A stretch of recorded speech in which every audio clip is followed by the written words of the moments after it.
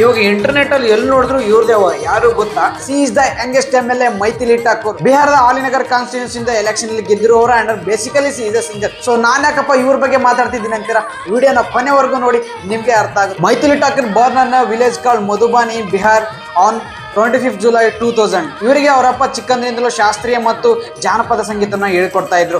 ಸಂಗೀತದಲ್ಲಿ ಒಂದು ಒಳ್ಳೆ ಹೆಸರು ಮಾಡಬೇಕಂತ ಅಂದ್ಬಿಟ್ಟು ಅವರ ಫ್ಯಾಮಿಲಿ ಬಿಹಾರದಿಂದ ದೆಹಲಿಗೆ ಶಿಫ್ಟ್ ಆಗ್ತಾರೆ.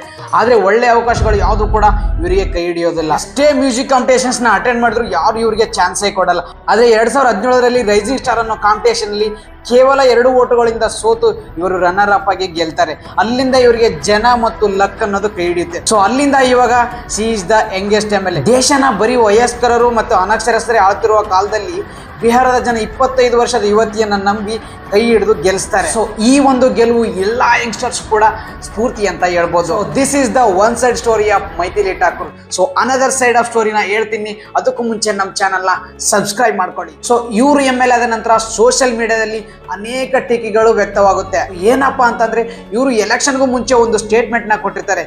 ನಾನು ಎಲೆಕ್ಷನ್ ಅಲ್ಲಿ ಗೆದ್ರೆ ಅಲಿನಗರ್ನ ಸೀತಾನಗರ್ ಅಂತ ಹೇಳಿ ನೇಮ್ ಚೇಂಜ್ ಮಾಡ್ತೀನಿ ಅಂತ ಹೇಳಿರ್ತಾರೆ. ಹೇಳಿಕೆ ಎಲ್ಲಾ ಕಡೆ ವೈರಲ್ ಆಗಿ ಚರ್ಚೆಗೆ ಒಳಗಾಗುತ್ತೆ. ಅಂಡ್ ಆಲ್ಸೋ ರಿಪೋರ್ಟರ್ ಇವರಿಗೆ ಒಂದು ಪ್ರಶ್ನೆ ಕೂಡ ಕೇಳ್ತಾರೆ, ನೆಕ್ಸ್ಟ್ 5 ಇಯರ್ಸ್ಗೆ ನಿಮ್ಮ ಆಕ್ಷನ್ ಪ್ಲಾನ್ ಅಥವಾ ಬ್ಲೂ ಪ್ರಿಂಟ್ ಏನು ಅಂತ ಕೇಳಿದಾಗ ಇದನ್ನ ಕ್ಯಾಮ್ರಾ ಮುಂದೆ ಹೇಳಕ್ಕಾಗಲ್ಲ, this is completely personal and confidential ಅಂತ ಹೇಳಿಕೆ ಕೊಡ್ತಾರೆ. ಈ ಹೇಳಿಕೆನ ಜನ ಸೋಷಿಯಲ್ ಮೀಡಿಯಾದಲ್ಲಿ ತುಂಬಾ ಟ್ರೋಲ್ ಮಾಡ್ತಾರೆ. ಸೊ ಮತ್ತೊಂದಿಷ್ಟು ಜನ ಬಿಹಾರದ ಜನತೆಗೆ ಬೇಕಿರೋದು ಅಭಿವೃದ್ಧಿ ಮತ್ತು ಉದ್ಯೋಗ, ಕೇವಲ ನೇಮ್ ಚೇಂಜ್ ಮಾಡೋದ್ರಿಂದ ಏನು ಪ್ರಯೋಜನ ಅಂತ ಹೇಳಿ ಕ್ವಶನ್ ಕೂಡ ಮಾಡ್ತಾರೆ. ಇದನ್ನೆಲ್ಲ ಕಂಪ್ಲೀಟ್ಲಿ ಅನಲೈಸ್ ಮಾಡಿದ ಮೇಲೆ ನನ್ನ ಕನ್ಕ್ಲೂಷನ್ನ ಕೊಡ್ತೀನಿ. ಸೊ ನೇಮ್ ಚೇಂಜ್ ಮಾಡೋದನ್ನ ಸೆಕೆಂಡರಿ ಅಂತ ಕನ್ಸಿಡರ್ ಮಾಡಿದರೆ ಬಿಹಾರದ ಜನತೆಗೆ ಮೊದಲು ಬೇಕಿರೋದು ಉದ್ಯೋಗ ಮತ್ತು ಅಭಿವೃದ್ಧಿ. ಬಿಕಾಸ್ ಸೊ ನಾವು ನೋಡಿದಾಗೆ ಲಕ್ಷಾಂತರ ಬಿಹಾರಿಗಳು ತಮ್ಮ ರಾಜ್ಯನ ಬಿಟ್ಟು ಹೊರ ರಾಜ್ಯದಲ್ಲಿಯೇ ಅತಿ ಹೆಚ್ಚು ಕೆಲಸನ ಮಾಡ್ತಾರೆ. ಆ್ಯಂಡ್ ಆಲ್ಸೋ ಬಿಹಾರದಲ್ಲಿಯೇ ಅತಿ ಹೆಚ್ಚು ಕೊಲೆ, ಸುಲಿಗೆ, ದರೋಡೆ ಕೂಡ ಆಗುತ್ತೆ. ಸೊ ಇದನ್ನೆಲ್ಲ ನಿಯಂತ್ರಣ ಮಾಡೋದ್ರಲ್ಲಿ ಫಸ್ಟ್ ಪ್ರಿಫರೆನ್ಸ್ ಕೊಡಬೇಕಂತ ನನ್ನ ಅಭಿಪ್ರಾಯ. ಸೊ ನಿಮ್ಮ ಅಭಿಪ್ರಾಯನ ಕೂಡ ತಪ್ಪದೆ ತಿಳಿಸಿ, ಹಾಗೆ ಚಾನಲ್ನ ಸಬ್ಸ್ಕ್ರೈಬ್ ಮಾಡ್ಕೊಳ್ಳಿ.